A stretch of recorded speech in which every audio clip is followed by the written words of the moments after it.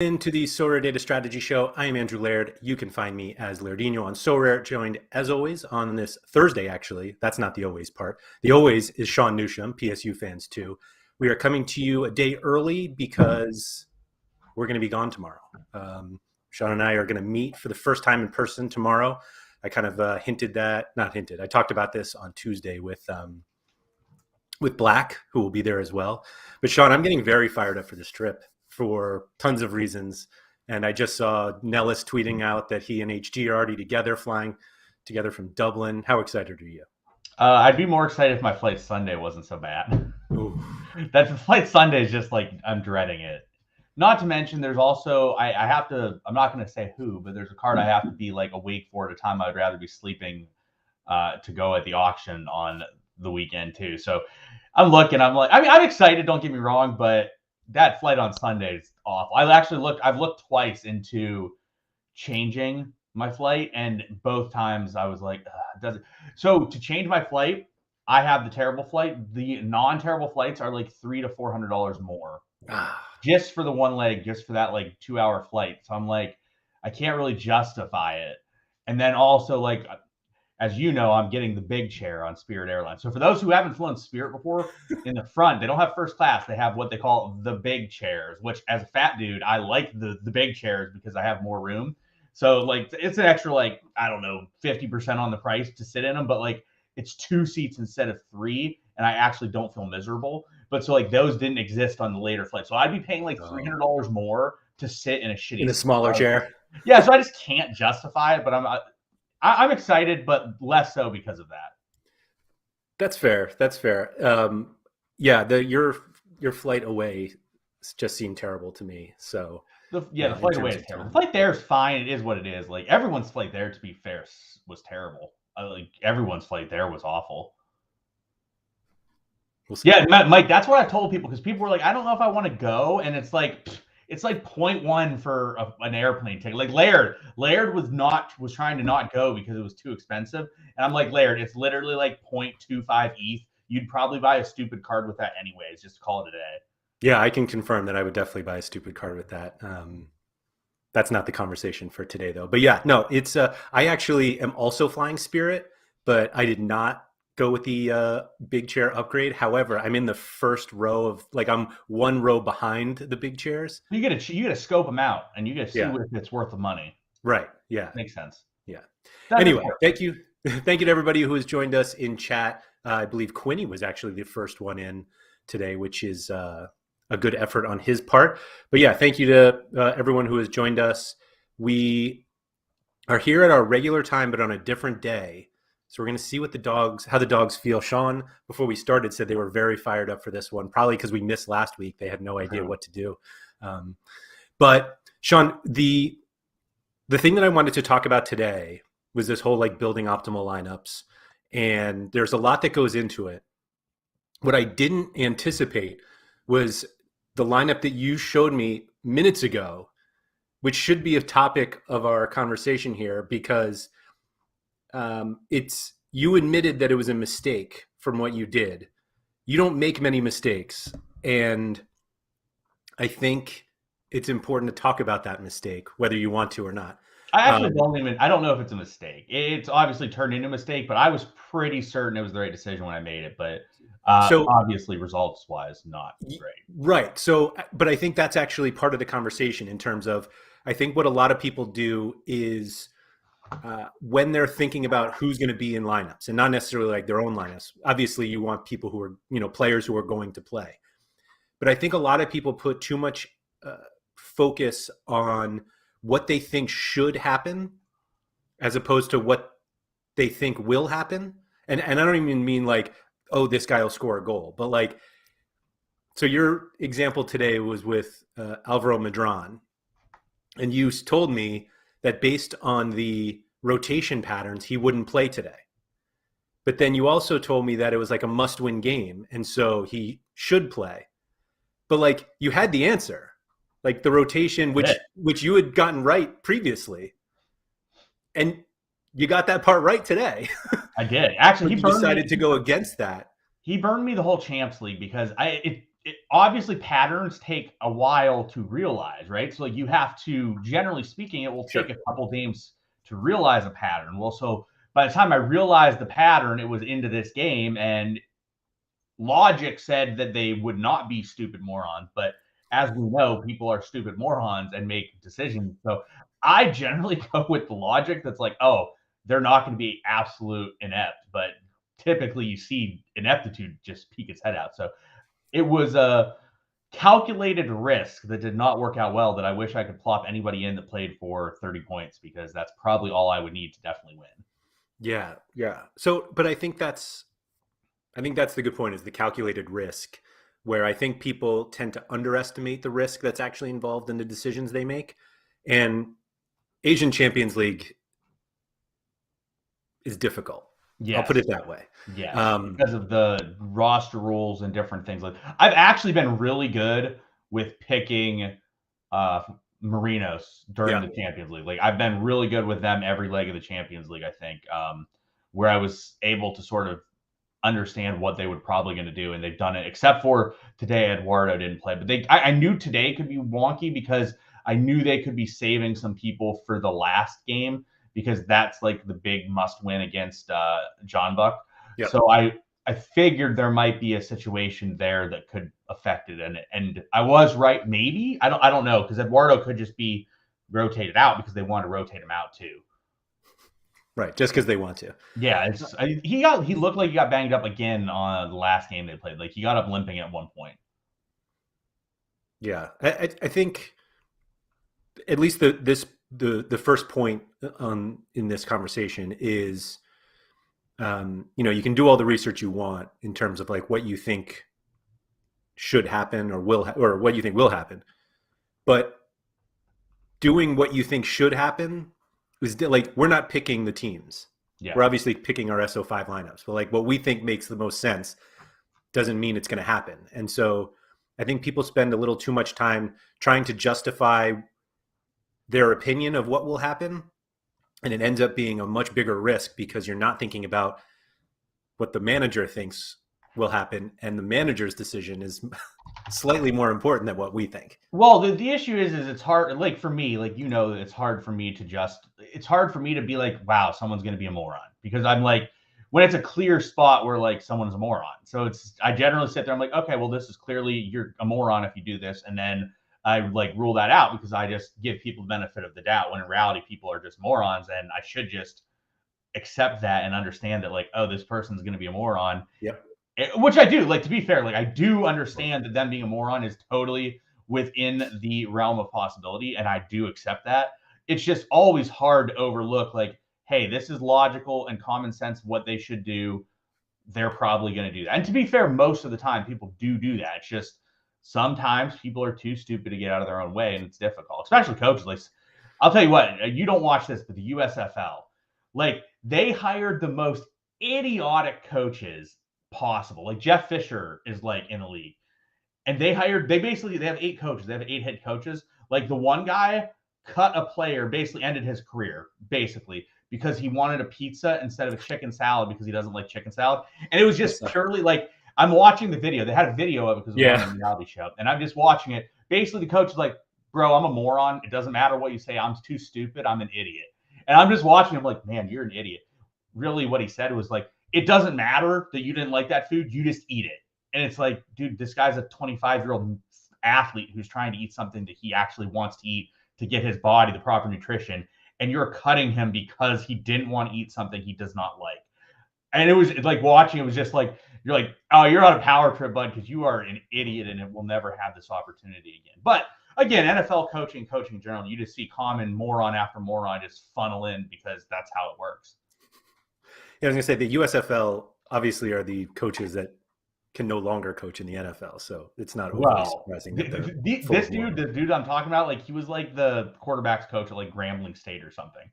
Like, this dude can't coach anywhere. He's just that bad.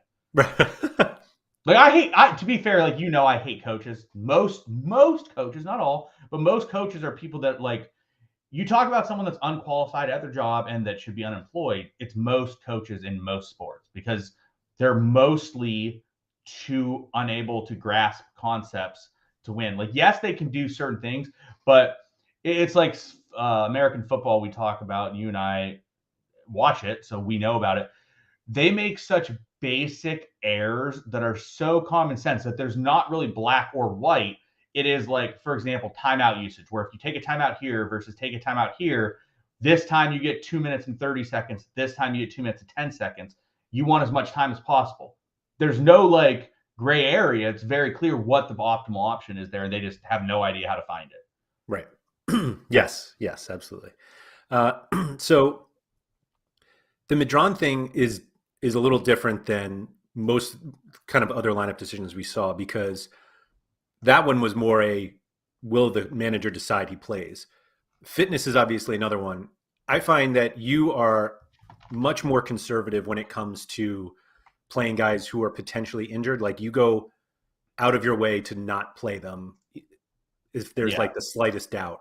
I'm definitely very conservative in terms of stuff. But I also like, the reason I played Madron is all my alternatives I was looking at, I'm like, you might not play, you're like capped at 40. So I was like, these options are just terrible if I don't play Madron. So I go with Madron. So like, yeah, I'm very conservative, but I also understand sometimes when I have less issues. The dogs agree with me. Yeah. No, but I think that's something that a lot of people kind of not necessarily ignore, but injury optimism is just a killer. And we see it in like really every fantasy sport. Like, but particularly with our SO5 lineups, the reason why it's so important is we only have 5 players per lineup. Like, if somebody's hurt, you're dead. Like, the lineup is basically dead. Well, we'll see, Laird. Hopefully that's not the case. That's true. That's true. Yeah, hopefully that's not the case this week. Correct. But I think it's just like one of these fundamental things that like people are like, oh yeah, like this guy's a doubt, but like if it works out, like if you have another option, and that doesn't mean that everybody's galleries are deep enough for this, although we've spoken multiple times about our gallery reviews, like depth is important. Like depth, it sucks to like have to have depth because you're basically buying players you're not playing that often, but like injuries happen, suspensions happen, and a lot of people just aren't prepared for that. And because they're unprepared for it, they are then playing players who like maybe won't play. And then when they don't play, they're like, this sucks, we need subs.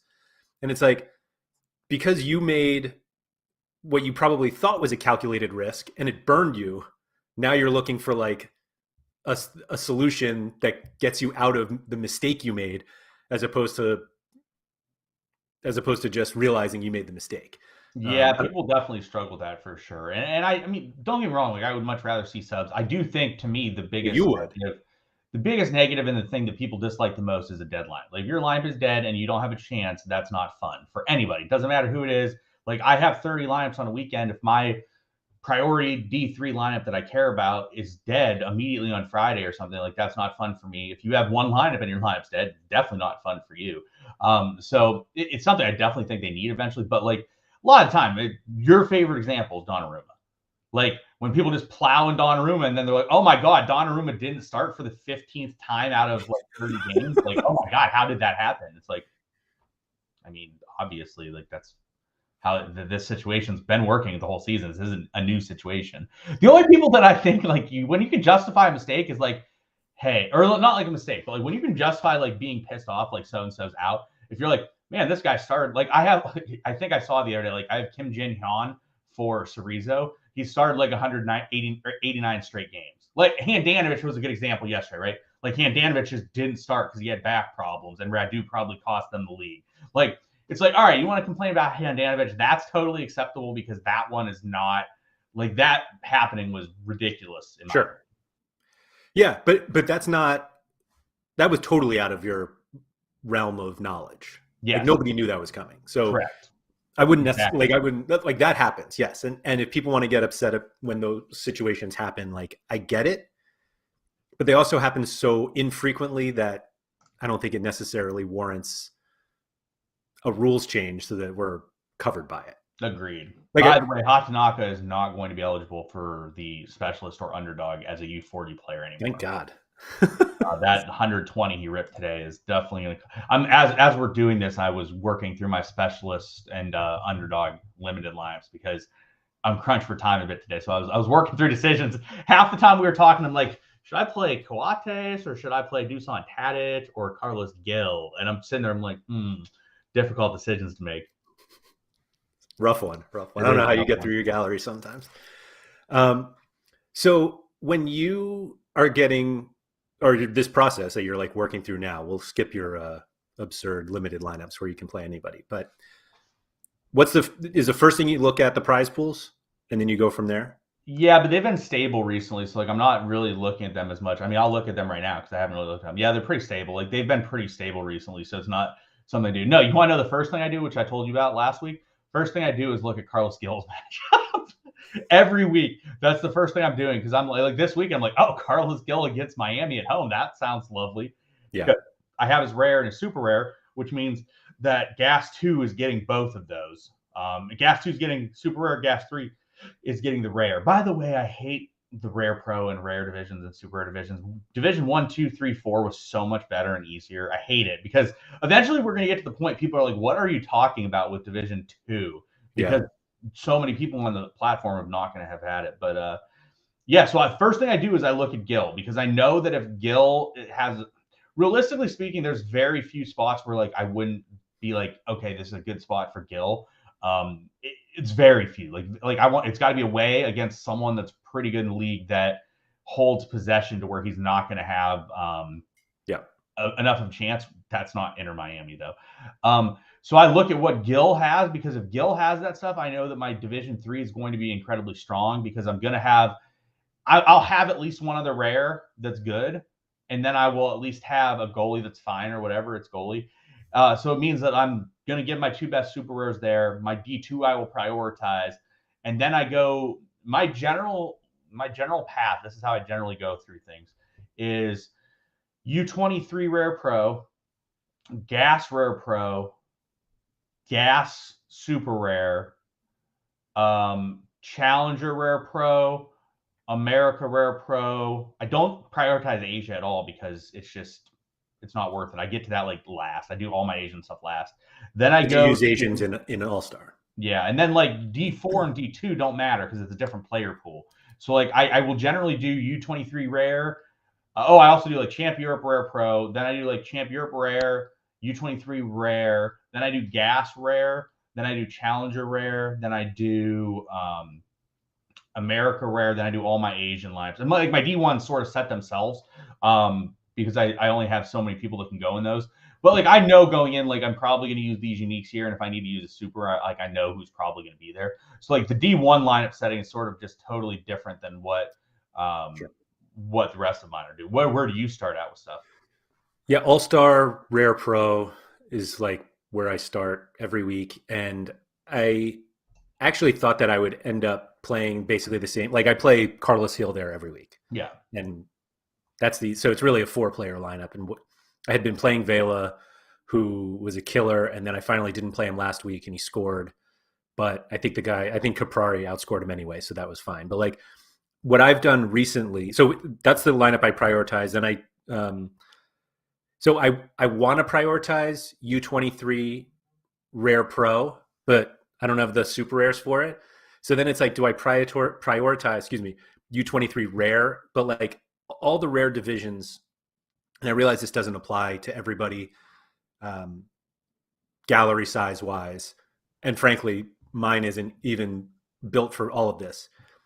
But prioritizing rare competitions just feels awful because they're so hard to like do well in, even if you have good players. And so a conversation for another time, but like that's why I've been trying to get more super rares because like I need to get out of rare and go into rare pro. Yeah. But basically I go U23 because I had like my better players are U23 and they feel a bit wasted in anything else, in Challenger, Champion Europe, wherever they play. And then I go America Rare Pro because my better super rares are from the America region. And then like I have a Champion Europe lineup. Like I'll put it that way. I have like one goalie who now doesn't play anymore because Quinny just pushed me down the wrong path. but you're muted. But Oh yeah, I'm yelling at the dogs. oh, sorry.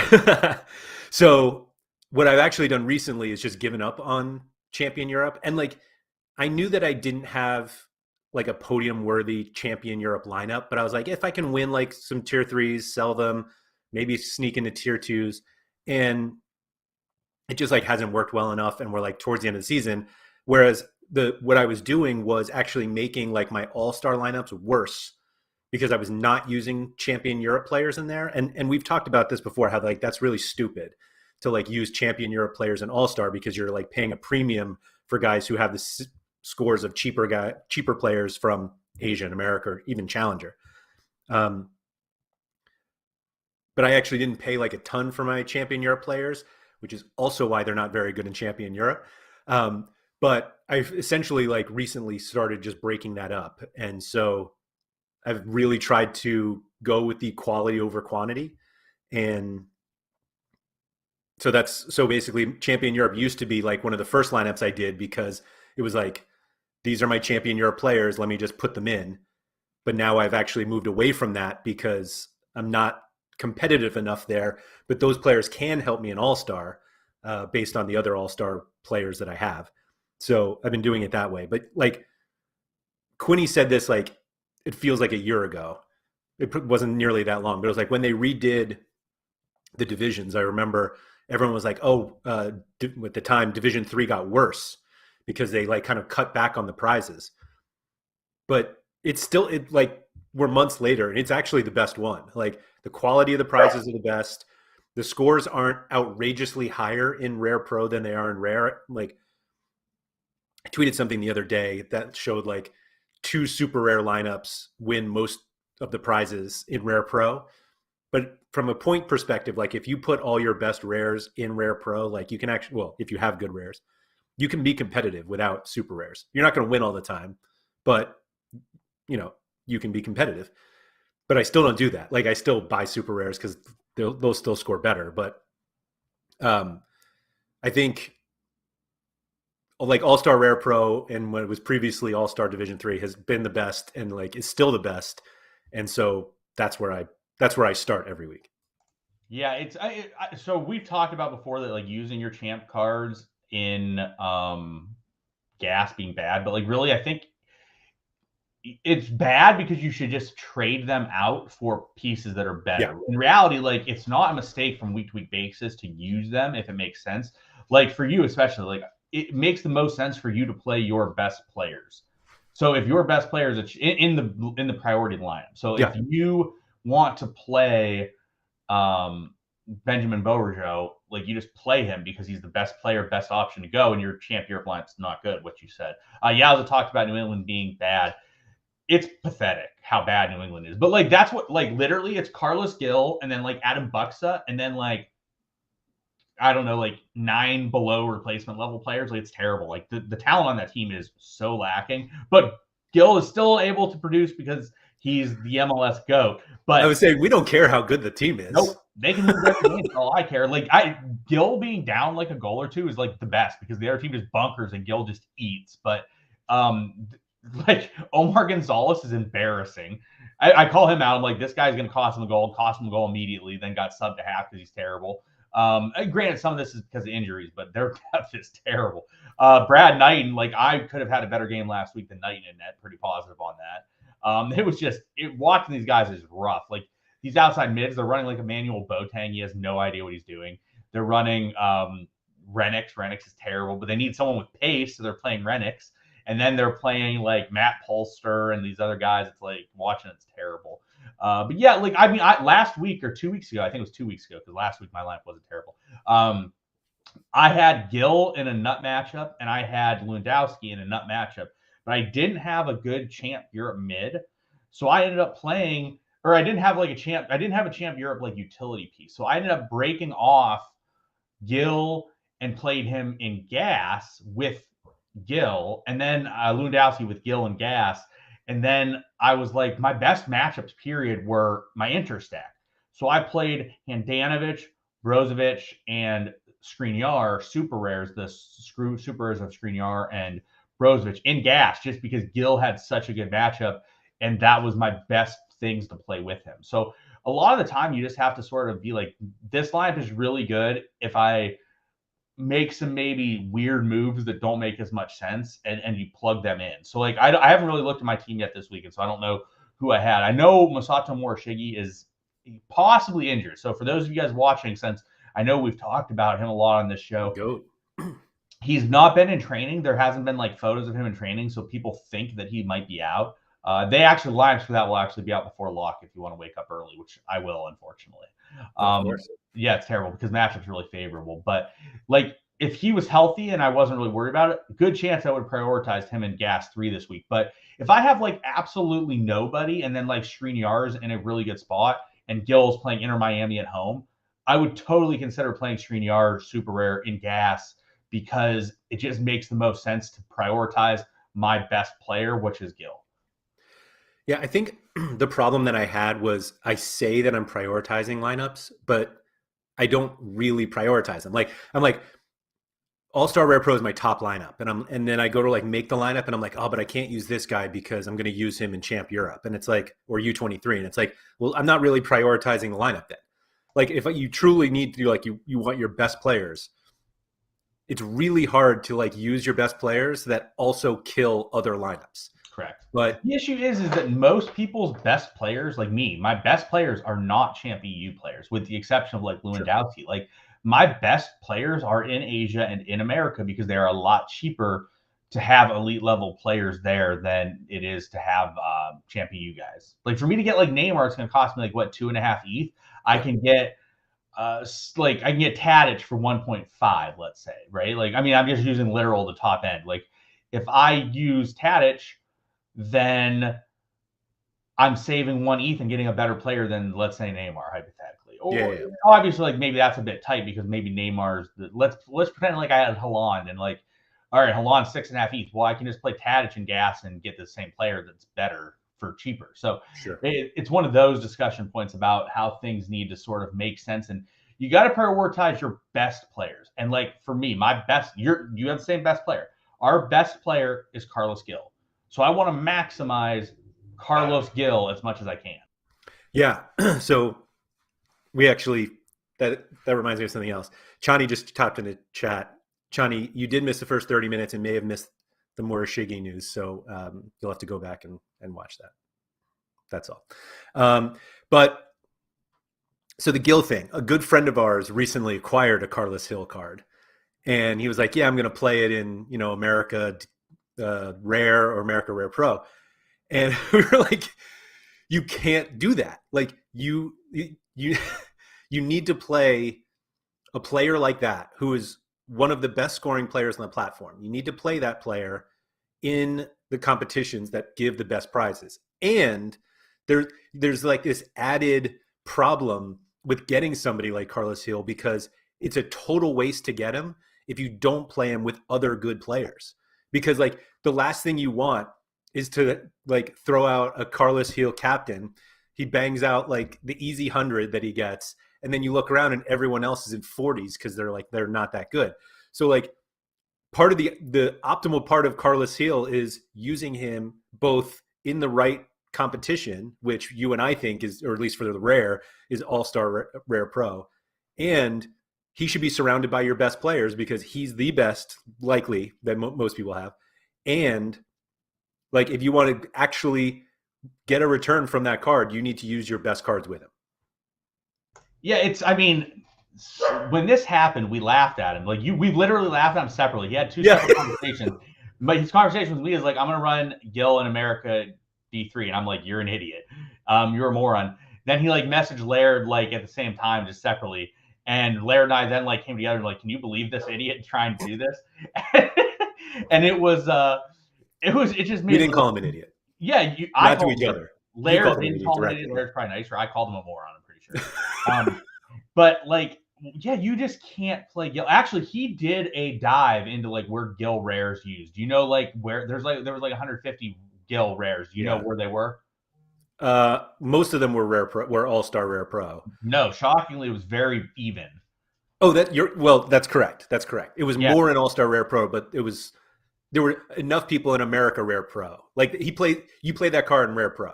It wasn't even that. It was rares too. They had like it was like 35% in Gas Rare Pro, 35% in America Rare Pro, 15% each rares.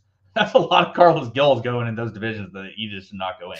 But I said, perfect example. Literally, we can give the perfect example. So I have two. So our friend Fear My Turtle, he got third in Gas 3 last week, and he does not have Gil. And we talked about it. If he had Gil, would have got second, would have won Neymar instead of Goretzka. So he actually, by the way, if anyone wants a Goretzka, hit him up. I know he actually wants to sell the Goretzka to buy a Gil, so makes sense. But our buddy Third and Schlong, he has Gil and prioritizes Rare Pro, and he won Rare Pro last week with Gil as his captain and won Haaland. And the reason why we told this guy that was trying to play Gil in America Rare Pro is because, and look, there are some times to like swerve. Like if there's like an awful prize pool somewhere and like America has a great prize pool, do it. But America prize pool is terrible right now. But I told him, I'm like, look, in Gas, first of all, like I got like ninth. I got ninth in Gas. I got Dembele. I sold him for 0.85 immediately. There's like under 5 cards you can get in America worth that. It's like Alvarez, Gil, Enzo. Is that it? That might be it. That's it. So I told him, I'm like, I finished ninth. I had a very mediocre score. I had like 438. I think I got ninth. And I'm like, your ceiling in America is a 1 ETH card. Like obviously like 1.2 or 1.3, whatever those guys are. But like that's your ceiling. If you have to win the division, you have to win. No matter what, you have to win. And if you do not win, you're getting a card that's worth like 0.5. Like if you get third, you're like capped at like 0.5 ETH card. Yeah, you get Will Yarborough. Yeah, like you're capped at that. So I told them, I'm like, you just can't do that. So anyways, if you're, and then in Gas, like your ceiling in Gas is like 7. Haaland. Yeah, it's Haaland. You're talking like 70. So it does not make sense to do that. And then also, actually, funny story about this person. This person, like, he showed me what his lineup was going to be this past weekend, and I'm like, dude, play Vela. He was going to play like Ignacio Fernandez or something. I'm like, play Vela, because he doesn't have his depth isn't good enough to where like he's making a bunch of good lineups. I'm like, Vela has an unbelievable matchup. It's really solid. Just play Vela with Gil, even though you don't want to play him because it makes another lineup better. So like him playing Vela got him like 60th or something and got him a 0.25 ETH card. If he played Ignacio Fernandez, he would have got nothing. So it's all about like, I tried to tell him like the person that we're talking about, his gallery is only America. Like all he has is America. His only players are American. His only MLS. His only players are MLS players. So I told him, I'm like, he definitely won something with a Peruvian stack. Oh, he has Peruvian players? Okay, I didn't know he had Peruvian players. But I told him, I'm like, look, all of your best players are. He didn't want to buy Gil at first either, too. He was really struggling. Well, he did, but he didn't want to pay for it. I'm like, look, you only have American players. You're not playing this other stuff. You not having Gil is just going to make your time a lot less fun because every week you're just going to see Gil rip 90s. And I'm telling you, like the people that have Gil, they have galleries like mine where they're playing them with elite level pieces that are really good because that's what you do in that situation. So I told him, I'm like, look, you need to just get a Gil. You need to play him in, like, Fear My Turtle, the lineup I was just talking about. His lineup this past weekend, this is his lineup. Stuver, Cascante super rare, Mark Delgado super rare, Gil, and I think Hulk. I think he has Hulk. It was such a great, like, it was the definition. I'm going to see if I can just pull it up because it was like such a great. It was Driuzzi. And this person that we're talking about, that they can run lineups very similar to this. Like you can run like you're running like Eloy Room. Yeah. Oh, he ran Driuzzi. He didn't even run Hulk. So like Driuzzi. Yeah. That lineup is super pedestrian. He didn't even have Gil, but like so if he had Gil and he was able to play him over Reynoso, he gets second, I believe, by a smidge. He almost won if he had it. But this lineup is absurd. To finish third in AllStar Rare Pro. Yeah, but like so this is what we're talking about, right? Like this entire lineup costs like what, 1.5 ETH ish. Like so the person that we're talking about has like the same stuff except for replace Reynoso, put in Gil. Like so it's totally realistic to get up near the top of the leaderboards with that lineup. So I've tried to tell them, I'm like, you need to just take advantage of the 3 months where nobody in Europe's playing and where you just get to run Gil happily and merrily and just get to run it. So he did it, and he won a 0.25 ETH card. I told him, I'm like, look, you win 6.2825 ETH cards over the entire season, you pay off Gil. So I'm like, you're not going to have problems paying him off. But sitting there with your entire gallery being like, and he has better MLS pieces even than Fear My Turtle has. Like, just sitting there and like watching all those guys get played without having Gil, I'm like, you're just going to cost yourself a lot of equity and you're going to have way less fun. Like, you're going to go into Saturday and Gil's going to play Inter Miami at home and rip 100, and you're just going to be sitting there like, well, it doesn't really matter what my lineup does. I have no upside. Right. No, I think that's kind of the important piece is like, if you're going to build a gallery around a certain region, and this is very like easy to say, but like, if you're going to do that, you should have the best player from the region. Like, it's simple as that. And so constantly trying, like, if you have a gallery big enough where you're like, I can compete with anyone, if you don't have the best player in the region, who is also one of the best players on the entire game, then it's like really difficult to like compete, particularly if you're going to enter just the regional competition and that the only way to win Gil is literally to finish first. Like, you're not going to win him finishing 3rd or 7th in AllStar Rare, in America Rare Pro. Yeah. So like, that's why you could possibly win him finishing, 5th in AllStar Rare Pro. Yeah, I think if you're a regional specialist, this doesn't really matter, I guess, the regional. It really doesn't. If you are only playing the Arriva Divisi, you should have an Ajax stack or like have the key Ajax players.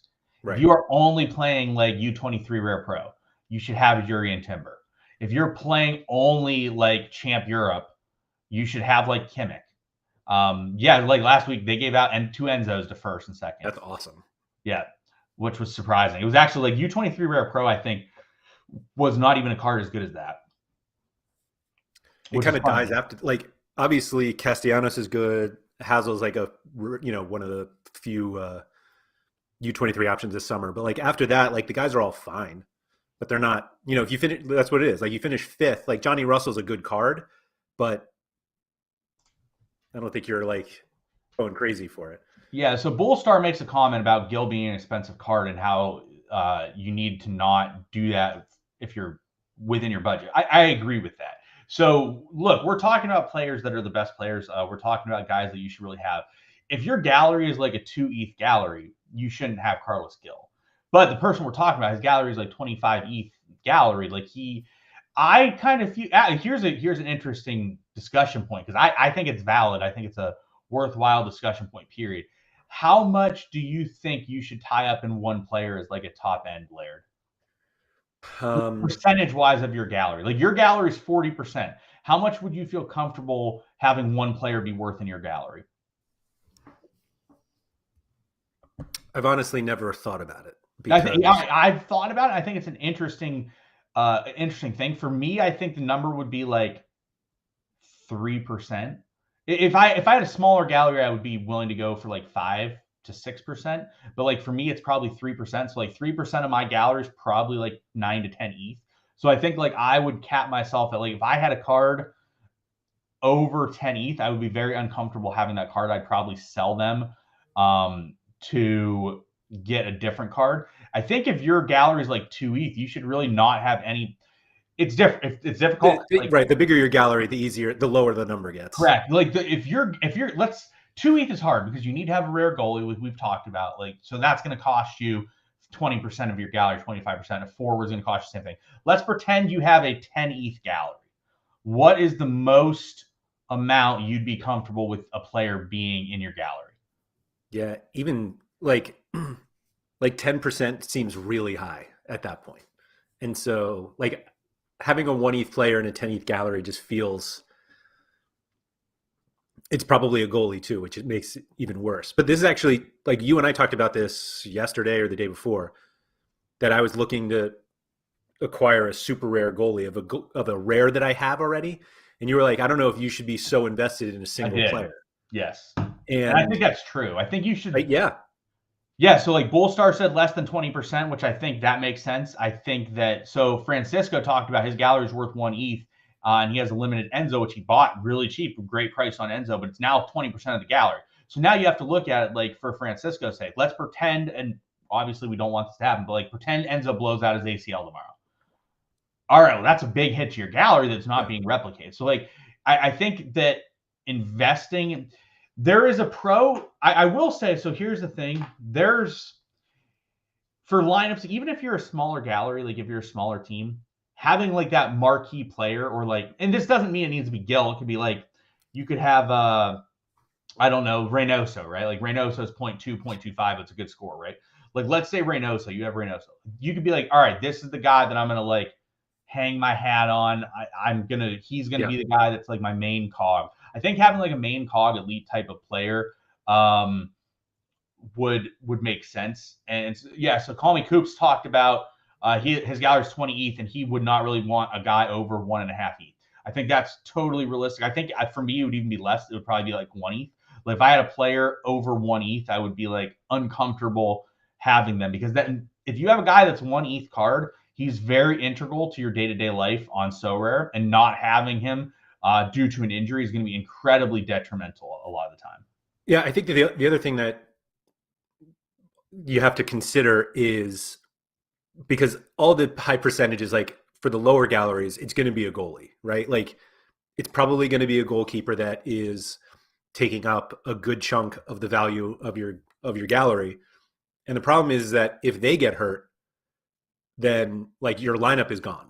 Like you can't even enter anymore. And so that's why I hate goalies so much anyway. But like you have to consider the position, because it's obviously much easier. Like you can, if you have a very expensive, you have Enzo, or you have even Carlos Heel, like you can replace those players for much less. You're obviously not getting the scores, but you can replace them for a lot less so that you can still have a lineup. But if you lose a goalie, getting like a budget goalie, like just the cost of the budget goalie to get a lineup back in is still so much higher. And so I think cheapest realistic goalie from each region, or from like Asian America, is like what, 0.33? Like I mean, like that's you like 0.3, 0.35, like that's the range. So so Tease talked about, so smaller galleries, you have to have players that are 10% to even compete. I don't think that's necessarily true per se, because if you play the limited division, you can compete if you have a small gallery, you can compete on guys that are super cheap. Like I see guys out there that are 0.01, 0.02 ETH that are like legit good players that you can play and compete and get rewards. And similar, even rares. Like I think even if you have a 5 ETH gallery, obviously if you're trying to play rares with like a 1 ETH gallery, you're gonna have to be playing a goalie that's 30% of your gallery, a forward that's 30% of your gallery, stuff like that. But if your gallery's 5 ETH, you can have no one be worth more than let's say 5 to 10% tops. And we're talking, like you can have a lot of people that are like 2-3%, because we'll talk about more Shiggy. We talked about him earlier. Like we did shows where we've talked about him so much on this show, and like a month and a half or 2 months ago, like we're like, hey guys, more Shiggy is like stupid cheap, and this is a guy that's really good. I think since then he's like top 1 defender on the platform, probably. Like he's been unbelievable. He's been unbelievable. 66. He's just been absolutely slapping. Like he had that one injury, but he's been really good. Well, I think when we talked him up, he was under 0.1 ETH for his rare, and his super rare was like 0.25 or 0.3. Like I know Chani got one. I know that Houdini both got a Morishige super rare, and they both had a lot of success with that card. Sure have. So like we've talked about, there are guys that you can get. So like you see his price has gone way up. Like when we started talking about it, it was like 0.36. So he's almost double in price, and his rares was around 0.1. Like we talked about around 0.08 to 0.1. So there are guys that you can compete even with small galleries. Like this guy has been the top goalie in the platform effectively the last like month and a half, and he at about a month and a half ago costed 0.08 ETH, and now he's like 3x since then. But like, so there's ways to get players that don't cost a tremendous amount. So Shay talks about poor goalie luck, and you can talk about this because you've had it too. And Fear My Turtle, who we just talked about, he said the other day, he was talking to me, he's like, if all my goalies weren't dead, I would have already had a Gil. But like, if goalies, this is why I don't like tying up investment in goalies, but also you have to do it. So it's sort of you're screwed if you do, you're screwed if you don't. Like, you have to do it. But if you have Guzan, which you actually literally have the list that he just mentioned, you have like all of them, don't you? I have. Yeah, so Che McGregor said I have pretty poor luck with goalkeepers: Guzan, Miller, and Higashiguchi.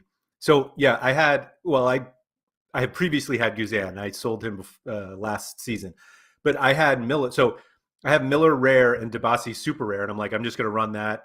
Like whenever Minnesota has a good matchup, I can run that.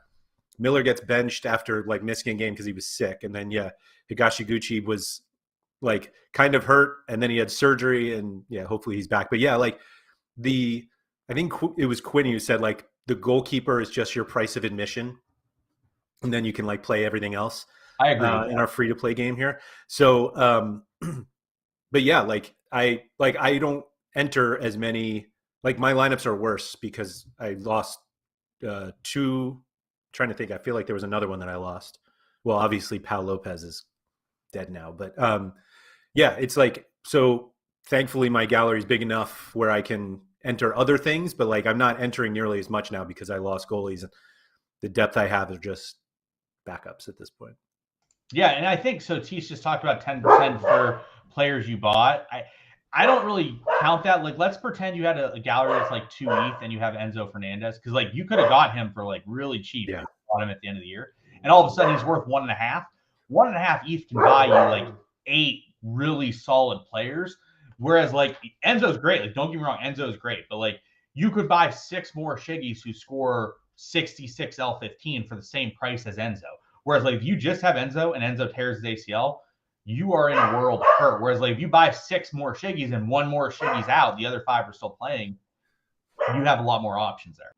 Yeah, I think the important thing is that there should not be a rule. There shouldn't be a 10% rule. Like Sean and I saw this in DFS where early on there this idea of like you should play a certain percentage in cash games and a certain percentage in GPPs, and like don't do that. Like what works for one gallery does not necessarily mean it works for yours, even if the gallery values are the same. Some people just prefer to take on bigger risk. Like I forget whose gallery I was looking at the other day, but like their gallery size in terms of like SorareData value is similar to mine, but they had like 20 cards and I have 200 or something because I just spread it out more. And so like what applies to them in terms of like percentage of their gallery for a single player is significantly different than mine just because I'm spread out more. But they also have more elite players because they've taken their gallery and just focused it on a certain set of, certain lineups or whatever it is. And so, any number you come up with is going to be arbitrary but it's arbitrary to your own gallery. But like Sean said, like if you bought a player really cheaply and they're, they only accounted for 0.5% when you bought them and now they're 15%, maybe that is an opportunity to diversify a little bit because it lowers your risk in terms of that something happening to that player. And it doesn't even have to be injury. Like transfers happen all the time and we see guys' values just absolutely plummet because they go, it's a huge U23 thing that we see. They go to a bigger club and then they don't play for a little bit. And then the reason they were so expensive is because they were great at as U23. But by the time they're good, champion Europe players, now they're 24. And, the risk that you had, or the risk was so big early and you decided to hold. And now all of a sudden you're kind of holding this card that isn't worth it anymore, even though when you got it, it was only, a small percentage of your gallery. And now it's just kind of a big lump in your, a bigger lump in your gallery. Yeah, and I mean, the way that I view things is you start with depth, right? You get depth, build out your depth. Then once your depth is built out, you bring in the more marquee pieces. And you and I have talked about it, like your gallery is the point where I think it makes sense for you to start bringing in more marquee pieces, whether it be a super rare or rare, because it makes the most sense for you to generate rewards that way. Yep. So it's a situation where I think when you're starting, you just build depth. And then as soon as you're more comfortable after you've built depth, then you start bringing in the pieces. Like if you're in America, you bring in Gil. If you're in Asia, you bring in Cecilia type. Or like you start buying super rares as well. Like that's that's part of the progression. We always talk about progression and making your teams better. It's easy to progress if you have the depth, because then you can sustain a injury. Whereas, like, let's say you have no funds, you're like, all right, I'm going to buy Carlos Gil, and then Carlos Gil dies this weekend, and then you're just sitting there. You're like, well, I now need to buy someone that's somewhat comparable to Gil, or my team is just not going to sustain. And you're like, oh, I got to spend like 0.75 ETH while I have 0. Yeah. Whereas, like, if you just build out depth, and then you take that and you're like, look, this sucks, but I at least have someone I can plug in for now. Will I reassess my situation and sort of decide where to go from there? Like, I've done a lot of this. I have looked at like a 3 to 6 month plan. I actually did like if Harry's still here, Harry and I did a like 2-hour call where we just talked through like what I'm thinking for the next. It's easy. Like, I like bouncing stuff off each other. I usually tell you stupid stuff or talk to you, but you were in France being all bougie. But I talked to Harry and came up with like a 3 to 6 month plan of like what I was thinking, who I need to bring in. So like, I'm always trying to like, but I've also realized that like there's certain things that are more pressing that I need to make happen now. And then there's other things I can sort of delay a couple months and make happen then. But having different ideas like that is always important. Yeah, I think the depth thing, to go back to that, the reason you need it is if you have Carlos Gil and he gets hurt, you don't want to be left in a situation where you don't even have a lineup. Like, you want to be able to compete, and that doesn't mean you need whoever the next best player is as his backup. Like, you don't necessarily need to overspend for depth, but depth at least allows you to still like get lineups in. And you never know, like, if all of a sudden whoever you brought in has the game of his life, like, then you're benefiting from that and potentially winning to help you buy somebody better to fill in while whoever your superstar player is out. But yeah, like I said, like, buying depth sucks. It's better to win it, I guess, but it's important, and it's important particularly in situations where you don't necessarily want to have the same guys in your lineups every week, because if there's one of them who has just a terrible matchup, or two of them have terrible matchups, and you have what you perceive as lesser players, but they have really good matchups, like, you can play that instead of just being like, well, my whole lineup is dead now because my star players have bad matchups. Like, you're killing lineups by just like jamming in guys just because they're your better guys. If they're not, if they're normally your better guys, they're not always your better guys. Correct. And so the depth at least allows you to be more. Yeah, people have a difficult time separating week to week. They have a difficult time being like, Gil's the best player on the platform, which, like, Gil's a bad example because the MLS, the way that it's constructed, nobody's that much worse or better than everyone else because of the salary cap and the way the salaries work. You're probably not playing him. Yeah, but like, you're talking like I have a great example, Robin Proper. I have a Robin Proper super rare. I use it frequently, but not always, because like, he's on FC20. So like, they have a lot of favorable matchups. I would say like half their games are favorable matchups. But like, if he's playing, and he's really good, like, he has great upside because of what he does. He actually was in the line of the third long won Holland with. Like, he played him, and I finished 9th with Proper and Understall. So it's a situation where you look at it and it's like, all right, well, FC20 is at home against Warwick. Well, okay, all right, that's a good matchup. I'm going to play him. Oh, this week he plays away at Ajax. Well, that's not the same. They're different matchups at different situations. So people struggle to separate people. And obviously, like, the best of the best, like the players who are the best out there, like, for example, like Dusan Tatch, right? The reason he's the best is because Ajax smacks everyone. So like, they are generally not going to have a bad matchup. But still, in regard to that, if they play away at Feyenoord, that is a much worse matchup than all of their other matchups that they play in the league. So it's not the same. And there's always going to be players that are different that are comparable. Like, I have Hans Bonneken, like the Lord. He plays good matchups typically. Like, if he plays at home against like Sarang, well, okay, hey, great matchup. But like, they're in the Belgian League playoffs right now. Like, if he plays RSG and they are away, well, like, that's not a really good matchup for him. Like, worst player. So like you can look at a player and be like, all right, this player averages like 70. Well, on a given weekend, that player might be like an 82 average player, and a different weekend, the guy might be like a 55 average player because that's just the matchup. And people really struggle to look at different matchups and view them differently outside the lens. Yeah, for sure. Breaking news: Carlos Hill Super Rare just went for 4.5. That's really cheap. Who bought it? Yeah. Did Phantoms buy it? No. I think he already has 4.5 seems really cheap. I don't know. I didn't see. I just saw the tweet that came out. But about that, I think a lot of people are like, look at their gallery and like, this is my lineup for whatever. And they stick to that a little too much. And just like you said, like sometimes, MLS is the bad example because like we were saying, you tend not to go away from it. No team is like so great that you tend to avoid them.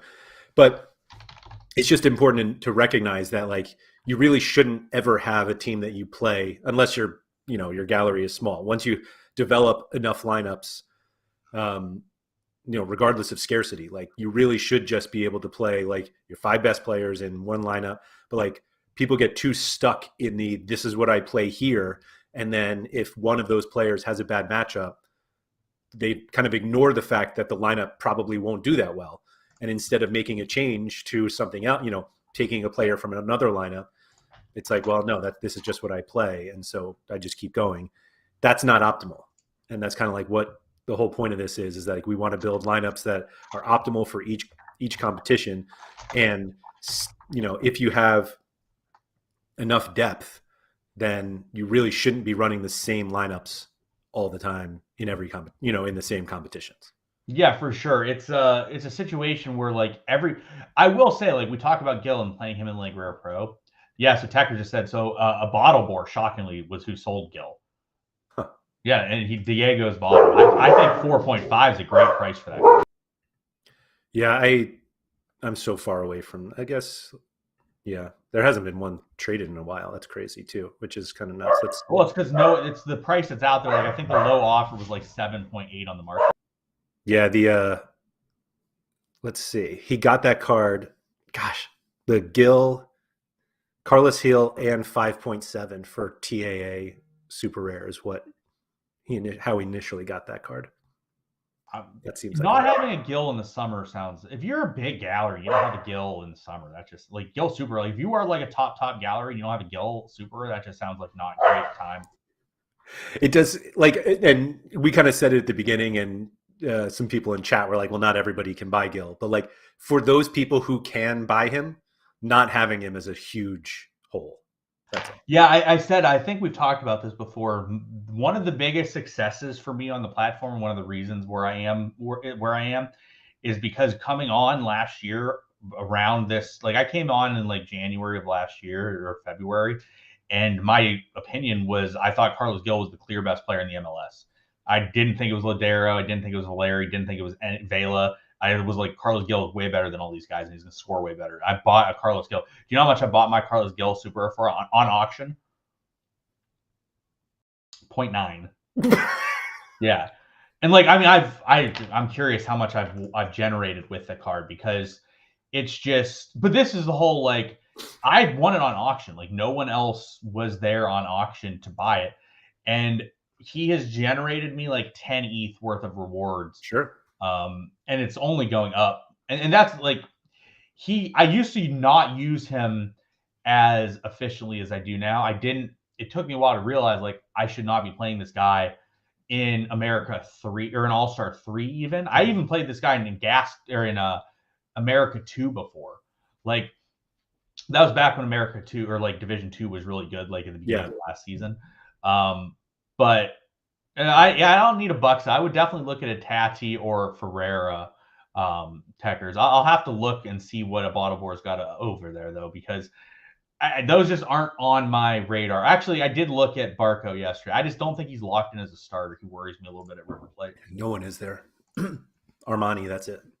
Yeah, pretty much. I mean, I don't know. They don't really rotate puns, but like Enzo's locked in. Enzo Alvarez are locked in.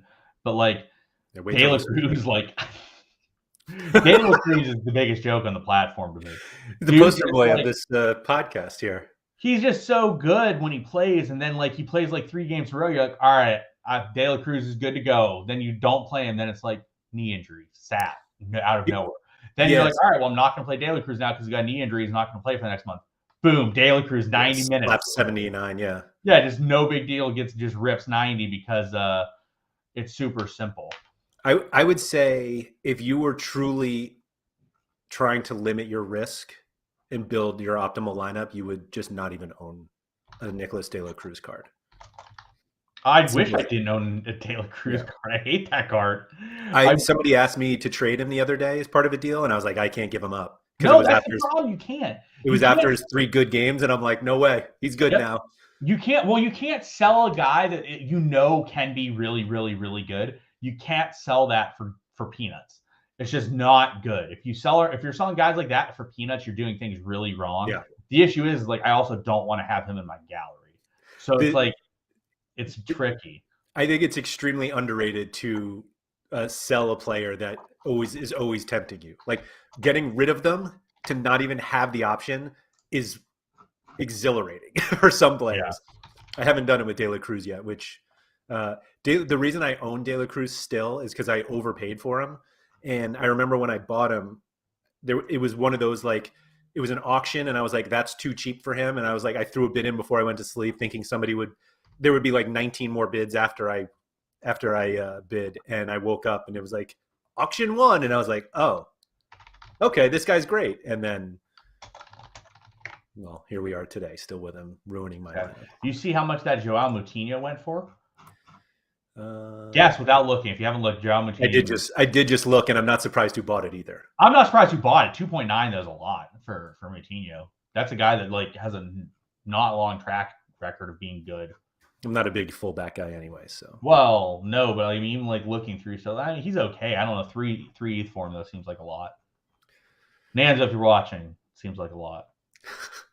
Kidding. I would have rather spent 4.5 for. The thing is like I don't know if you're buying uniques. This is another tricky thing that people I don't think in terms of people looking at unique buys and stuff like that. Like buying unique for 3 ETH.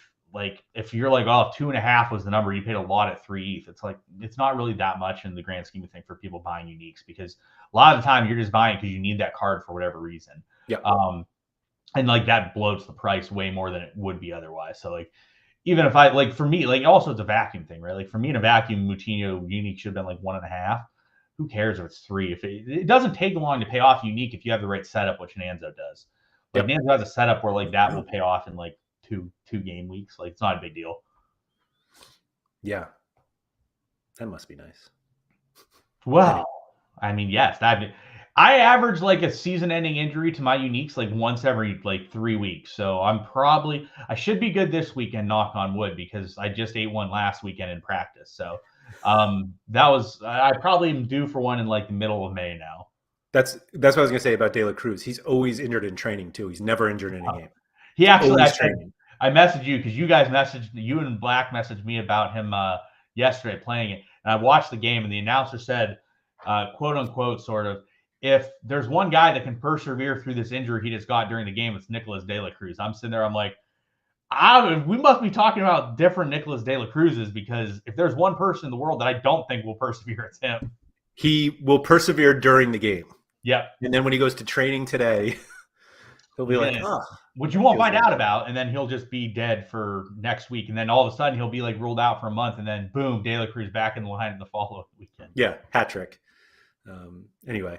Let's finish on this question here from Matt Schlow. In which division would you guys play David Turnbull with 2 years left of U23? U23 or in D3 with a small Celtic stack? It can change. I mean, it doesn't. It'll change week to week. The answer is that there's no right answer with it. I mean, in a vacuum, Turnbull, you're looking at U23 D3, but. Well, I mean, right now you're literally not playing him. So, like, right now you're literally not even playing him. I thought his pricing was way too high for what you get out of him. He looks like he's out of favor a bit.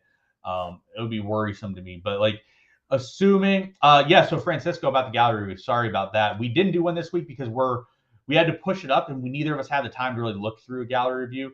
We'll be back with gallery reviews next week. Just wasn't we just didn't have the time to like actually look through the gallery and come up with something. But yeah, so in terms of Turnbull, like I think if you have a Celtic stack that makes a lot of sense, they have a favorable matchup, you can play him with that stack. If you want him in U23 Rare Pro, you can play him there. I think he could fit either lineup. Yeah, yeah. But I think the clearest thing is like you don't decide now where you're going to play him next season. Like, correct. It's a week by week thing. Game week to game week is how you decide. That's all. The only players that you know where you're going to play are like your dumpy players in your gallery that are like, they're bottom end guys and you are not playing them in a lineup that matters really. Like I will talk about this guy. Like I love this guy and I think he's good. And I think hopefully he gets a transfer upwards and can play like Melly Muhlenstein, right? Like I'm almost never playing him anywhere but a D4 with my rares because like he's just never going to get into a rare pro line because he's just never going to have a good enough matchup where it makes sense. Guys like that, like you're just like, all right, well, it's never going to go in rare pro. It's going to go below that. Yeah. In terms of good players, like I have Ibrahim Sangare, super rare, and he's been the best U23 mid all season. I've played him in U23 D3, U23 D2, AllStar 3, and AllStar 2. Like I played him in 4 different spots depending on the week and depending on what made the most sense to me that week. So like a lot of players, like you're good players, you're going to look at a week and be like, man, I just don't have a good enough. I've looked at my lineups. Like my U23 lineups sometimes are not the best.